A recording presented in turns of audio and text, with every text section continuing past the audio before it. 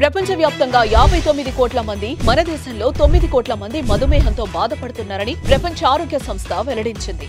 ప్రతి 7గురిలో ఒకరు డయాబెటిస్ తో బాధపడుతున్నారు. భవిష్యత్తులో ప్రతి 7గురిలో 4 అయ్యే అంచనా. డయాబెటిస్ మీద పూర్తి అవగాహన అందించి డయాబెటిస్ నుంచి తెలుగు ప్రజలను కాపాడే ప్రయత్నం చేస్తోంది సుమన్ టీవీ.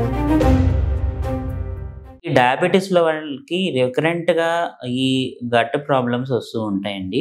క్రానిక్ డయాబెటిస్ వాళ్ళు లైక్ ఇమ్యూనో కాంప్రమైజ్డ్ అనమాట. వాళ్ళలో ఇమ్యూనిటీ చాలా తక్కువ ఉంటుంది.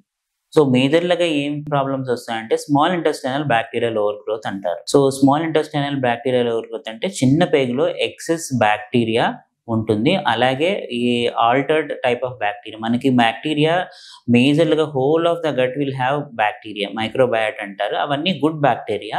ఈ బ్యాక్టీరియాలన్నీ మన డైజెషన్కి ఉపయోగపడతాయి అన్నమాట.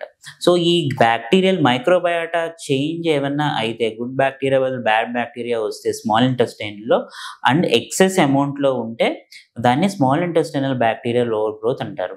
Diabetes is one of the risk factor for small intestinal bacterial overgrowth. ఈ small intestinal bacterial overgrowth వల్ల స్మాల్ ఇంటెస్టైన్ మనకి మేజర్ గా ఫుడ్ అబ్జార్ప్షన్ స్మాల్ ఇంటెస్టైన్ లోనే జరుగుతుంది. జెజునమ్ అనే పార్ట్ లో, అంటే second part of small intestine, ఆ పార్ట్ లో ఫుడ్ లో ఉన్న కార్బోహైడ్రేట్స్, ప్రోటీన్స్, ఫ్యాట్స్ ఇవన్నీ అన్నమాట మనకి బాడీలోకి అబ్జార్బ్ అవుతుంది. వెన్ ఎవర్ ఈ small intestinal bacterial overgrowth వల్ల బ్యాక్టీరియా అంతా స్టమక్ లో ఉన్న లేయర్ ని డ్యామేజ్ చేస్తుంది. డ్యామేజ్ చేసినప్పుడు ఈ అబ్జార్ప్షన్ అనేది పోతుంది అనమాట. అబ్జార్ప్షన్ పోతే కార్బోహైడ్రేట్స్ అన్ని అన్అబ్జార్బ్డ్ అయిపోతే అవన్నీ పెద్ద పేగులోకి వెళ్ళి అక్కడ ఫెర్మెంట్ అయ్యి అక్కడ ఎక్సెస్ గ్యాస్ ప్రొడక్షన్ అవుతుంది. అదొకటి. ఇంకొకటి ప్రోటీన్ ఇండైజెషన్ వల్ల వాళ్ళకి లాట్ ఆఫ్ ఫ్లాటిలెన్స్ వస్తుంది. అలాగే protein mall absorption and muscle wasting వస్తాయి అన్నమాట. So protein is helpful for the muscle. So muscle wasting, అలాగే ఈ క్రానికల్ గా డయాబెటిక్ వాళ్ళకి ఈ మజిల్ వేస్టింగ్ అనేది వస్తుంది. అలాగే ఫ్యాట్ ఇండైజెషన్ వల్ల they ultimately go for weight loss అనిపిస్తుంది. ఇలాగే అన్కంట్రోల్డ్ డయాబెటిస్ వాళ్ళకి డయాబెటిక్ గ్యాస్ట్రోపెరసిస్ వస్తుంది.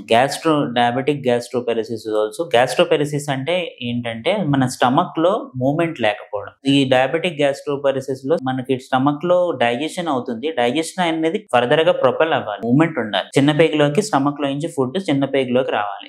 ఈ డయాబెటిక్ గ్యాస్ట్రోపెరసిస్ వల్ల స్టమక్ లోనే ఆ డైజెషన్ అయిన ఫుడ్ అలాగే ఉండిపోయి వాళ్ళకి ఎర్లీ సెటైటీ, అంటే మళ్ళీ ఇంకా నెక్స్ట్ టైం వాళ్ళు ఫుడ్ తీసుకుంటే బ్లోటింగ్ లాగా అనిపించడము, కొంచెం తిన్న వాళ్ళకి కడుపంతా నిండడం అనిపించడం వస్తుంది అనమాట. ఈ డయాబెటిక్ గ్యాస్ట్రోపెరసిస్ వల్ల indigestion problems, excess gas production అవుతుంది అనమాట. ఇంకొక అన్కంట్రోల్డ్ డయాబెటిస్ వాళ్ళకి డయాబెటిక్ ఆటోనామిక్ న్యూరోపతి కూడా ఉంటుంది. ఆటోనామిక్ న్యూరోపతి వల్ల వీళ్ళకి లూజ్ మోషన్స్ ఎక్కువ వస్తుంది అనమాట. అండ్ ఈ స్మాల్ ఇంటెస్టైన్ లో కూడా ఈ absorption of carbohydrates, proteins, fats అనేవి సరిగ్గా అబ్జార్బ్ అవ్వవు. దాని మూలన వాళ్ళకి they will present with excess of diarrhoea. So మనకి ఈ డయాబెటిస్ వల్ల వచ్చే గ్యాస్ట్రిక్ ప్రాబ్లం తగ్గించాలి అంటే మీదరుగా డయాబెటిస్ ని కంట్రోల్లో పెట్టుకోవాలి. ఇప్పుడు కంట్రోల్లో పెట్టుకుని తర్వాత అన్కంట్రోల్ అవ్వడం కాదు, పర్సిస్టెంట్ గా లాంగ్ స్టాండింగ్ గా మనం డయాబెటిస్ ని కంట్రోల్లో పెట్టుకుంటే డయాబెటిస్ వల్ల వచ్చే గట్ ప్రాబ్లమ్స్ ని మనం అవాయిడ్ చేసుకోవచ్చు. Like small intestinal bacterial over growth కానీ, డయాబెటిక్ గ్యాస్ట్రోపెరసిస్ కానీ, లేకపోతే ఆటోనామిక్ న్యూరోపతి కానీ